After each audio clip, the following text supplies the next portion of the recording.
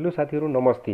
आज म तपाईहरुलाई एकदमै इम्पोर्टेन्ट टपिक लिएर आएको छु। यो स्पिकर बुस्ट तपाईले युज गर्नुभयो भने एकदमै तपाईको भिडियोलाई एकदम क्लियरली सुन्न सक्नुहुन्छ र राम्रो आवाजमा तपाईले चाहिँ यसलाई सुन्न सक्नुहुनेछ र स्पिकर बुस्टलाई तुरुन्तै इन्स्टल गरिहाल्नुस् आफ्नो एन्ड्रोइड फोनमा। सो गाइज तपाईले ढिला नगरी आउनु सुरु गरौँ। सबैभन्दा पहिला तपाईले आफ्नो मोबाइल स्क्रिनमा गएर जानु होला। मोबाइल स्क्रिनमा गइसकेपछि तपाईले एउटा प्ले स्टोरमा जानु होला।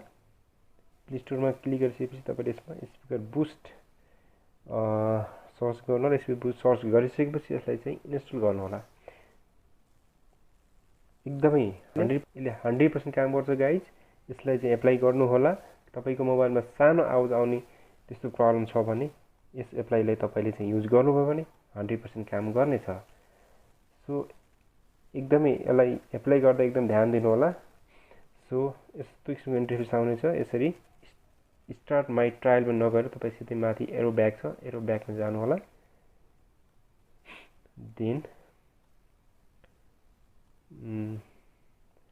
यसलाई फेरि क्लिक गर्नु होला। यसलाई क्लिक गरिसक्नु भयो भने तपाईले यस्तो एड आउँछ, एडलाई चाहिँ इग्नोर गर्नु होला। एडलाई इग्नोर गरिदिनु होला।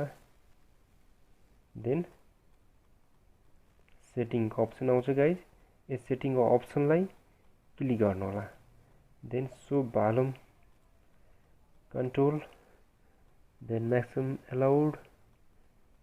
तपाईले म्याक्सिमम एलाउड यति माथि धेरै नजानु, माथि गर्न धेरै हुन्छ, 70 जति राखौँ न हैन। देन यसरी ओके गरिदिनु होला है गाइज। अनि यो यति नगरौँ, धेरै हुन्छ, कानै फुट्छ गाइज। धेरै ठुलो नगर्नु होला, एकदमै ठुलो आवाज आउँछ। एकदमै यो 100% टी काम गर्ने एप्लिकेसन हो। सो उसलाई पनि यतिकै 50 जतिकै गरौँ, धेरै नगरौँ है त। Thank you so much guys, keep watching this video. Do like, share, comment and subscribe. Press the bell icon. Okay, bye bye, see you next video.